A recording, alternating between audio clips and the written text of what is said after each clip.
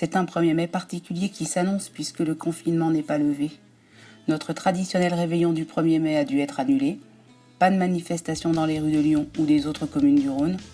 Pour autant, nos luttes massives contre la réforme des retraites, contre la casse de l'hôpital public, contre les féminicides, le racisme ou un capitalisme mortifère et polluant ne sont pas oubliées. Et notre colère et notre détermination n'ont été que renforcées par la pandémie et sa gestion déplorable par l'État et le patronat. Confinés mais pas abattus pour un 1er mai partout, multiple, unitaire, déterminé et solidaire. Une année de lutte massive. Depuis le 1er mai 2019, nous n'avons pas chômé. L'épidémie nous a frappés en pleine lutte contre la casse des retraites qui a regroupé des millions de personnes dans les rues, malgré une répression et une violence policière inacceptables. La mobilisation a été historique. La grève massive, y compris dans le rail où l'on aurait pu craindre que les cheminots et les cheminotes sortent affaiblis de leur combat contre la contre-réforme ferroviaire, y compris dans des secteurs où la mobilisation est difficile, comme les services et le commerce. Si le gouvernement tend vers un retrait de la contre-réforme, c'est avant tout car il craint notre détermination. Nous n'oublions pas qu'il a profité fin février de la pandémie pour la faire passer à coup de 49.3. L'année aura évidemment été marquée par la lutte contre l'austérité hospitalière. Aujourd'hui, la colère des soignants et des soignantes n'est pas étouffée et la crise ne peut que leur donner raison. Quant aux responsables, ils et elles devront payer. Austérité et précarité partout, justice nulle part. C'est le combat des personnels de l'éducation contre les réformes Blanquer au printemps 2019, des étudiants et des étudiantes contre la politique des Crous et des universités, des salariés et des associations relevant du social ou non, des agents des services publics contre les restructurations mortifères, des grévistes de Pizzorno ou de Cogépar qui ont su gagner face à des directions inhumaines. Quelle preuve de combativité et de dignité ouvrière. Et moins visible sans doute, ce sont tous nos combats, dans les boîtes, au prud'homme, pour faire respecter nos droits et même en acquérir de nouveaux. Solidaires et ses militants et militantes auront été de tous ces combats et de bien d'autres. Nous avons aussi toujours refusé le racisme, les LGBT-phobies ou le sexisme d'où qu'ils viennent. Notre syndicalisme ne s'arrête pas aux portes de nos lieux de travail. Nous étions là et le serons toujours pour soutenir les réfugiés de l'Amphi-Z ou d'ailleurs et lutter pour l'acquisition de papiers pour toutes et tous. Nous avons œuvré au quotidien, dans nos boîtes et en dehors, pour l'égalité de toutes et tous contre un système patriarcal et normatif. Nous étions là et le serons toujours pour lutter contre les féminicides et la domination masculine. Nous n'oublions pas que nous étions plus de 10 000 à Lyon le 8 mars, notre dernière grande manif avant le confinement, pour cette journée internationale de lutte des femmes pour l'égalité économique et sociale. Une crise sociale et sanitaire sans précédent. La crise liée au Covid-19 a révélé les conséquences délétères des politiques néolibérales. Insuffisance de lits de réanimation et de personnel hospitalier. La gestion just-in-time des matériels et médicaments essentiels aura surtout été toujours 3 temps de retard. Sauf que ces choix se paient en mort chez les premiers de corvée, les soignants et soignantes, les personnels des structures médico-sociales, celles et ceux qui travaillent dans les commerces, les services et les entrepôts, à la poste ou dans les transports, et toutes ces morts encore plus évitables dans les secteurs non essentiels. Nous ne les oublierons pas. Nous n'oublierons pas le sort des plus précaires. Nous n'oublierons pas celles et ceux qu'on a réduits à mendier leur pain quotidien. Nous n'oublierons pas celles qui tombent sous le coup de leurs conjoints et les enfants confrontés à leurs bourreaux.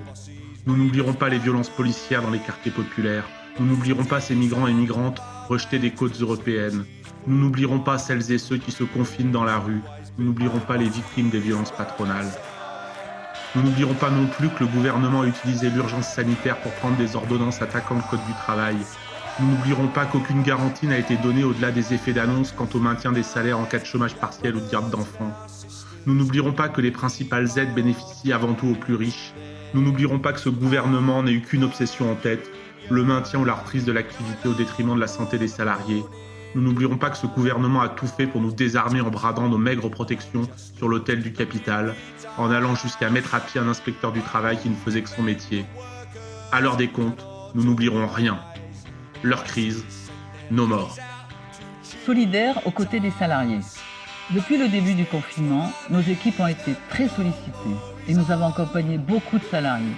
Le patronat s'en donne à cœur joie. Absence ou l'insuffisance de protection sanitaire, recours frauduleux au chômage partiel, modification illégale de l'emploi du temps, rupture abusive de période d'essai et de CDD.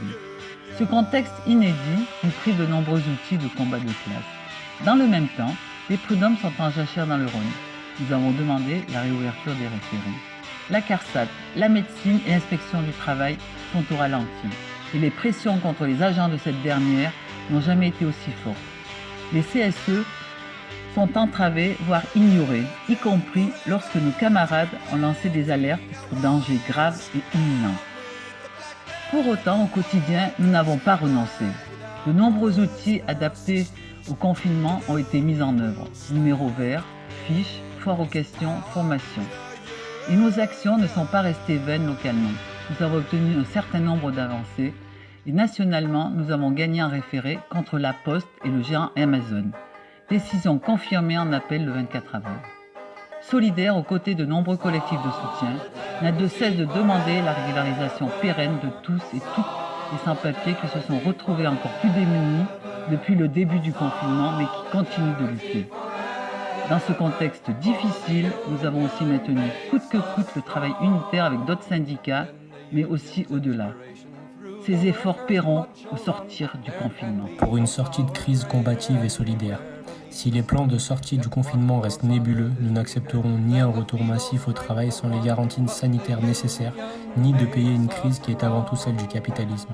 Il n'est pas concevable non plus d'envisager un retour plein au travail sans pouvoir bénéficier d'un minimum de convivialité en dehors. Nous ne sommes pas des robots. Enfin, il est inenvisageable que le déconfinement s'accompagne d'un contrôle social informatique et ou policier. Toutes les mesures antisociales prises lors de l'état d'urgence sanitaire doivent être abrogées. En revanche, les mesures en faveur des plus fragiles doivent être prolongées et le plus souvent mises en place. Cette crise a révélé les responsabilités du capitalisme. Nous ne pouvons laisser repartir la machine dans ses mêmes travers, mais au contraire sortir de ces impasses pour construire un système solidaire, égalitaire et écologique. Inspirons-nous des anciens et anciennes qui ont fait du 1er mai une journée de lutte internationale pour la baisse du temps de travail et la hausse des salaires pour reprendre le chemin du progrès social.